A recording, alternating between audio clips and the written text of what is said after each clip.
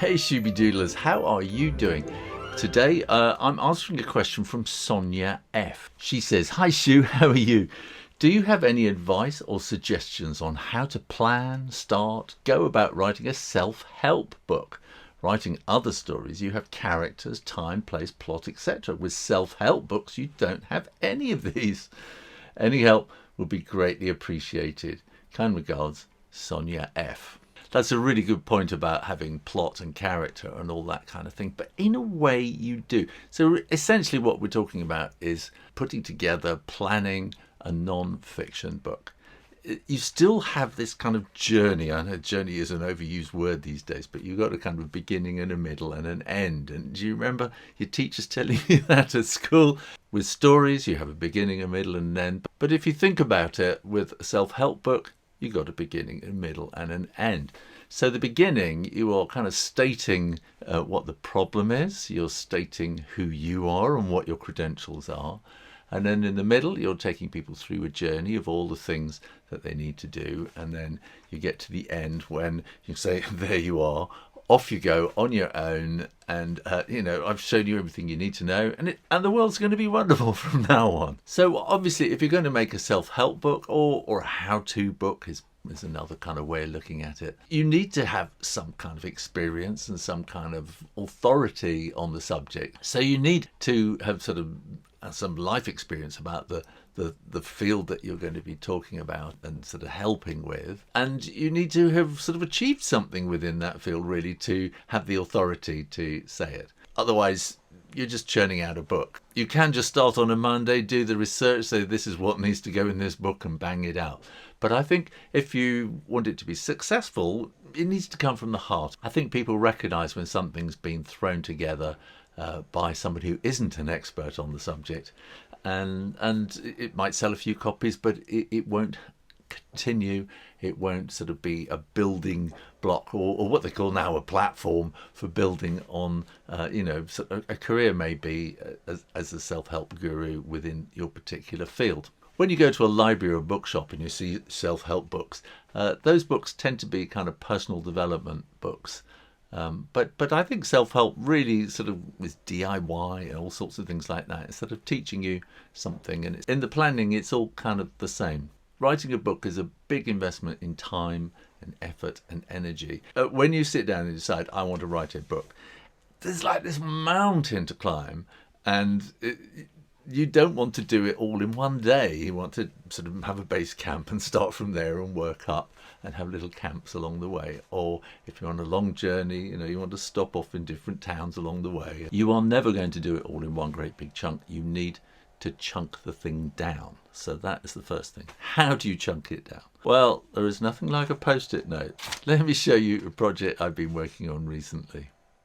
So this is a book project, which I pretty much abandoned. I've decided I'm going to do it as a series of videos in the end.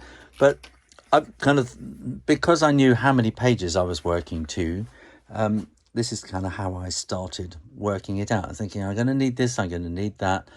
So each of these is like a double page spread in the book. But each of these could be a chapter. It doesn't matter how you're working things out.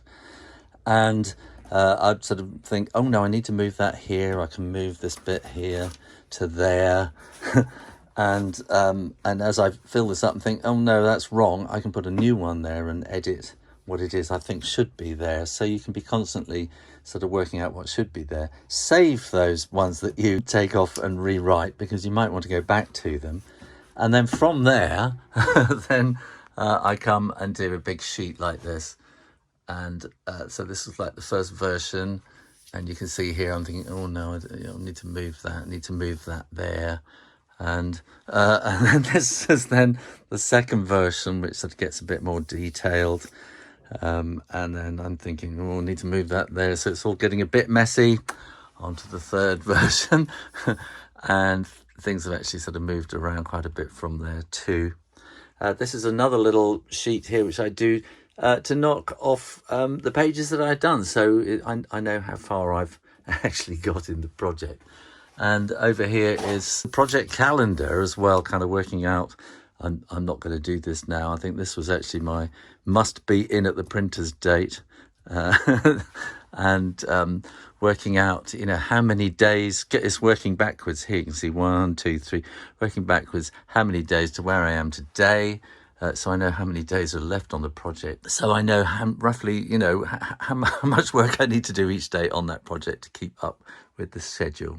I'm going to interrupt here for a moment and say, if you are having creative problems that I might be able to advise you on and help other people at the same time, put them in the comments box down below and I'll see what I can do. And also, don't forget to subscribe and ring the bell so that you get notifications of all my new videos. So I happen to know there were a sort of a limited number of pages, and I sort of worked out what needed to go into each page. Those pages for you might represent chapters, and you need to work out what needs to go into those chapters. So think a chapter at a time. But when you're planning the whole thing to start off with, think about this journey that you are taking your reader along. And do not forget your reader, because they are the most important person in this whole thing. You are writing this book for them. You're not writing it for yourself. In a way you are. You're kind of getting it out of your system and you're saying, yeah, okay, I know about this and I want to sort of pass my knowledge on, and I'm an authority and all that kind of thing. Get over that. The book is about the reader. So you're constantly thinking about the reader. So maybe imagine a friend or a classic person who is needing the help that you want, and really fix a picture in your head of that person and write this book for them with love. And say, this is what I need to teach you. This is what I want to teach you. This is what I want you to understand about whatever it is that we're writing about. And think about your journey, about how you've gained all this information, the knowledge that you want to pass on. And think, oh, that started there, and then I did this, and then I did that, and then this happened, and that happened. And you can maybe use your sort of journey as the plot of the book that you're going to write, as the layout of the book that you're going to write, and then think, that was a stage, that was a stage, that was a stage. So you can maybe put those then into chapters. Then you can start working on the chapters themselves. Again, when it comes to planning a chapter, start all over again and get a load of post-it notes and put down little notes of all the kind of things that you need to do, move them around into the order that they need to be until you think, yeah, this is a chapter, I know how to write this down, and get on and write that chapter. The interesting thing about self-help books is that if it was all, now do this, now do that, now do this, it would be very boring and the reader would get a little bit bored. So what you need to do is to have sort of sections of how to do this. This is a situation, this is a problem, and this is how you approach it, and this is how you can deal with it. And then have a little story.